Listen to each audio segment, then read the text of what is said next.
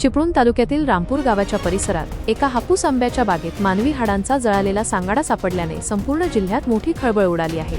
साधारण 12 ते 13 वर्षे वयोगटातील मुलाची किंवा मुलीची निर्घृण हत्या करून पुरावा नष्ट करण्याच्या उद्देशाने मृतदेह जाळण्यात आल्याचा प्राथमिक अंदाज वर्तवला जात आहे। या धक्कादायक प्रकारामुळे परिसरात भीतीचे प्रचंड सावट पसरले असून पोलिसांसमोर या गूढ प्रकरणाचा छडा लावण्याचे मोठे आव्हान उभे राहिले आहे। मिळालेल्या माहितीनुसार हे भीषण वास्तव सुमारे 1.5 महिन्यापूर्वीच समोर आले असते, मात्र एका मजुराच्या भीतीपोटी हा प्रकार इतके दिवस दडून राहिला। 1.5 महिन्यापूर्वी बागेत काम करणाऱ्या एका मजुराला निळ्या रंगाच्या बॅगेत भरलेला एक मृतदेह दिसून आला होता। त्या मृतदेहाची अवस्था अत्यंत भीषण असून त्याचे डोके बॅगेच्या बाहेर आलेले होते। हा प्रकार पाहून संबंधित मजूर इतका भयभीत झाला की त्याने महिनाभर कोणाशीही यावर शब्द काढला नाही। अखेर मनावरचा ताण असह्य झाल्याने त्याने बागेच्या मालकालाही हकीकत सांगितली आणि या प्रकरणाचा उलगडा झाला। बागेच्या मालकाने तात्काळ चिपळूण पोलिसांना पाचारण केले।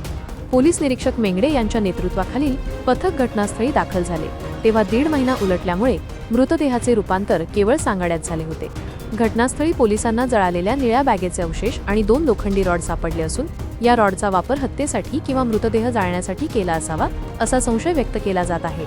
घटनेचे गांभीर्य ओळखून रत्नागिरी येथून फॉरेन्सिक टीमला पाचारण करण्यात आले असून हाडांचे नमुने सखोल तपासणीसाठी प्रयोगशाळेत पाठवण्यात आले आहेत। हा प्रकार अत्यंत पूर्वनियोजित वाटत असून इतक्या लहान मुलाची हत्या कोणी आणि कोणत्या कारणासाठी केली असावी या दृष्टीने पोलीस तपास करत आहेत। सद्यस्थितीत परिसरातून किंवा जिल्ह्यातून कोणी बालक बेपत्ता आहे का याची माहिती गोळा करण्याचे काम युद्धपातळीवर सुरू असून या घटनेने देवकी परिसरात संतापाची लाट उसळली आहे।